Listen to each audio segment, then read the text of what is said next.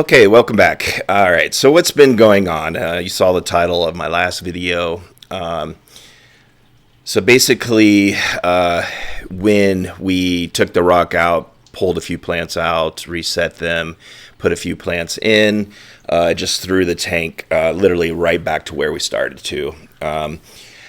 I've had some conversations with some people, so I'm going to make some changes. I guess apparently this Netlea Professional is very rich, comparable to the old ADA or ADA version 2 that's out or something like that. And, my background has always been inert, so I think I'm just probably feeding the plants a little too heavy, so I am going to go ahead and drop my nutrients by half just to see what happens. Also, our full energy has not been into the tank because about 4 weeks ago I totaled my car, so I had to deal with all that insurance mess, and we had to buy a car on a time limit, which we've done. And then literally a week after that, our most beloved animal was killed, and my wife just literally died inside. This cat was kind of like the energy of the house. And so it's just everything not totally neglected. We still did water changes because you saw some videos of it and stuff. But our hearts just kind of lost it going towards the tank and such. Also, the AGA is about to be announced within a few days, I imagine, with a deadline similar to last time, sometime in September.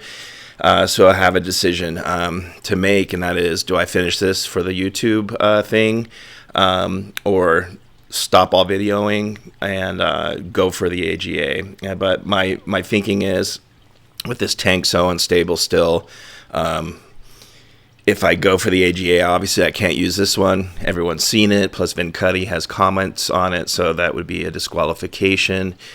So the tank would have to be drastically different. And do I take the risk of pulling everything up and just getting back into this state like here? Is it worth it to try and get it done in just like a month, basically? So I think I'm just going to skip the AGA again this year and keep working on this just to have a tank that hopefully can get into a nice position and just enjoy it for the next year, and then shoot for 2026 for the AGA. I do have other tanks that I could try, but realistically, we're making good money on those tanks, so why am I going to stop an income to change one of those tanks for a competition? I just don't think we're going to do that, and I don't want to do that. And also the YouTube thing, it's just, it's something I wanted to do, but it's not something I plan to keep doing in the future.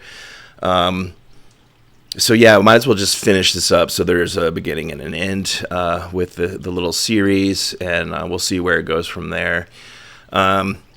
So yeah, I think I'm just going to drop my nutrients in half and see what happens. Now, it's still a little bit on the high side for that, I guess, that quote-unquote European approach with very rich aqua soils.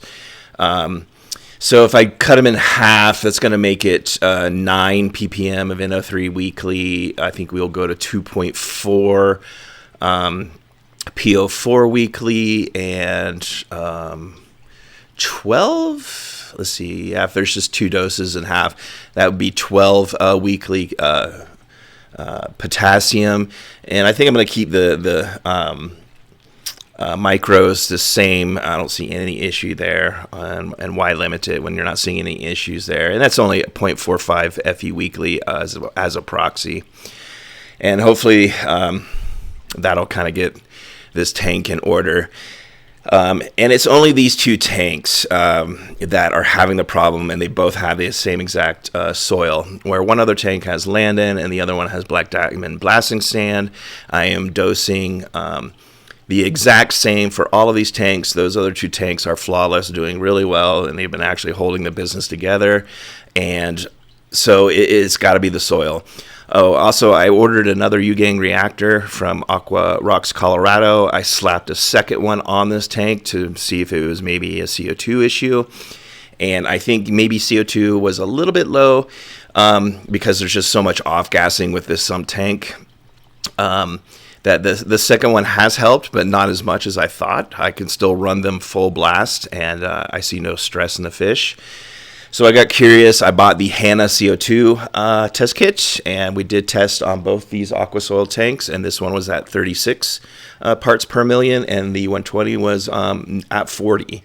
And I believe the at 40 tank was pretty close. There's so much surface agitation, so much splashing, that I think the O2 levels are good enough in that tank. But I could see a little bit of stress in my fish, so I did back it down some. And I believe it's probably, there's error with that test. It's not ultra precision type of test, but probably within a 3 to 5% error. So yeah, it's definitely above 30, and this one's at 30 or just a little bit above. So not a CO2 issue. I'm just going crazy. What the heck is going on? Every time I move a plant, disturb the substrate, this occurs, and it still kind of crept up each week that we took care of. So where is the difference? And that difference between all the tanks is the aqua soil, and my lack of knowledge with working with a really rich aqua soil. And I think it's just the best decision to go ahead and reduce the nutrients just to see what happens. And if that fixes it, great. If it does not fix it, I'm going to go ahead and waste the $600 I spent on aqua soil, and it's going to go into the garden, and I'm going back to black diamond blasting sand and go from there. Why change what works for you? So what if I can't grow 5% of plants in the hobby that I don't even own in my collection?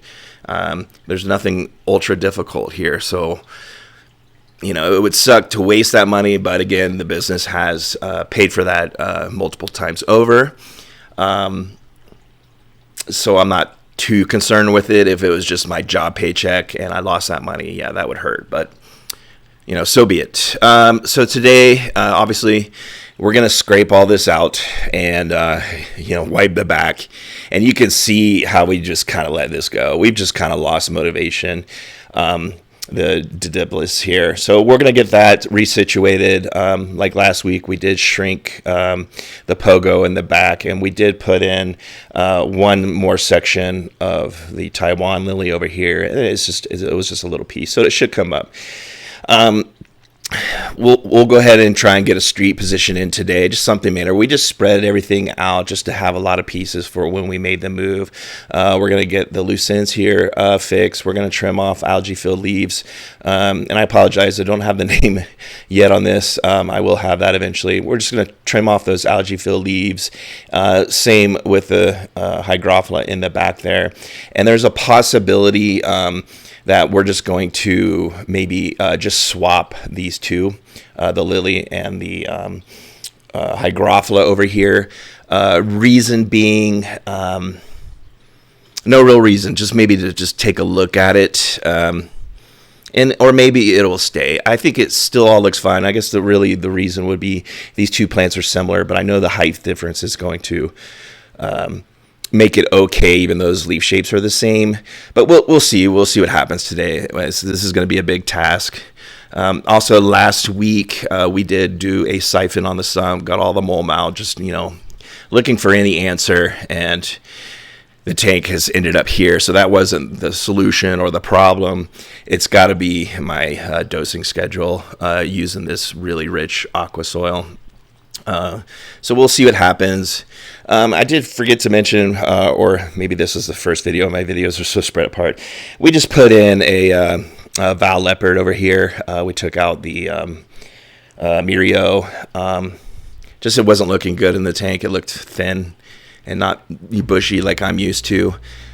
And yeah, so that's it. So yeah, we're gonna do some major stuff today as far as just like cutting and resetting, because I did go ahead and cut this plant, and that's when the boom of algae happened. So it got really just coated in algae. So I'm gonna reset all of that. Hopefully it comes back in nice. I might try to pull the Kimberly in just a little bit, so I'll have to adjust on the Clino a little bit to make space for that and try and get that lily backed up. But it's kind of weird if you just have like all lily, all Dilipidus in a small patch. So I don't know how I'm going to tackle that. I think for the sake of the series, it's just let's get this done. So I'm not going to do anything crazy today. Just mostly get it cleaned up, reset. Gonna definitely give this some space here, the Portovelho, and get it how I wanted it originally in shape with the street. However, we figure that out today. I think that's it. Yeah, I mean, the new growth looks kind of okay. There's not too much spot on some of these, but the definitely the leaves on the Coriambosa have the new growth is getting algae filled, and the older leaves on this one are algae filled. Everything else, it looks okay. It's just this glass and this little fuzz, and then the Pseudoides down here, the lower leaves just don't look great. Maybe it's too low of light. Maybe going that lower light for a while just kind of caused that to be the issue. Not 100% sure, but we're going to pull all that up, trim off all the ugly, get it reset. And yeah, we'll see you after this is all done. This is going to be quite a bit of work today.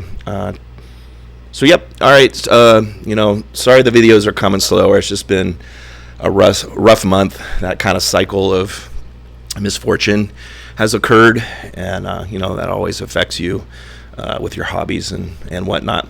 All right, so we will see you the next day, guys. Thank you.